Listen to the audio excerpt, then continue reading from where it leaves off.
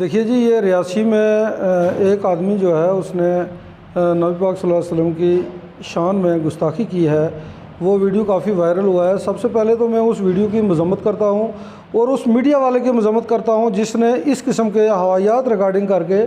جو ہے وہ سوشل میڈیا پہ پھیلائی ہے۔ پہلے تو اس آدمی کو ایسا کرنا نہیں چاہیے تھا، اس کو تو سزا ملے گی ہی ملے گی، کیونکہ یہ جو بدترین کام اس نے کیا ہے، یہ ریاست جموں کشمیر میں ہندو مسلم بھائی چارہ جو ہے اس کو خطرے میں ڈالنے کے لیے، اس کو برباد کرنے کے لیے ایک کوشش ہے۔ میں یہ سمجھتا ہوں کہ یہ کوشش جو ہے یہ ان لوگوں کی کوشش ہے جو کہ بکھلائے ہوئے ہیں، جو نہیں چاہتے کہ ریاست میں 5 اگست کے بعد بھی بہت ساری چیزیں جو گھٹنائیں گھٹی ہیں، اس کے بعد بھی جو ریاست میں امن ہے، اس امن کو سبوٹاج کرنے کے لیے، اور جو سینٹرل گورنمنٹ کی یہ خواہش ہے کہ ریاست میں امن قائم کیا جائے، اس خواہش کو، اس امن کو سبوٹاج کرنے کے لیے، اس کو برباد کرنے کے لیے ایک سازش ہے۔ اور جس آدمی نے یہ سازش کیا ہے، چاہے وہ رائٹ ونگ سے ہے یا لیفٹ ونگ سے ہے، اس کے خلاف سخت کارروائی ہونی چاہیے۔ اور ہمیں ریاست جموں کشمیر کی پولیس کے اوپر پورا یقین ہے کہ وہ اس کے خلاف سخت ایکشن لیں گے، جیسے کہ تھانہ پولیس پکا ڈنگا میں آلریڈی FIR ہو چکی ہے، کارروائی ہو رہی ہے۔ میں اپنے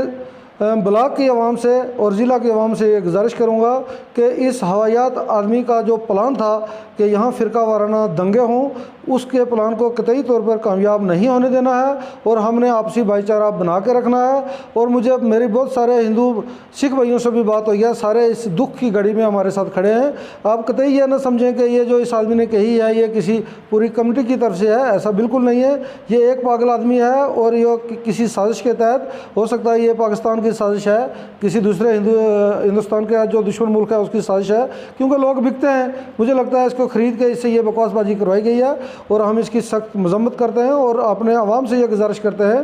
کہ اس کی طرف دھیان نہ دیں، اس کو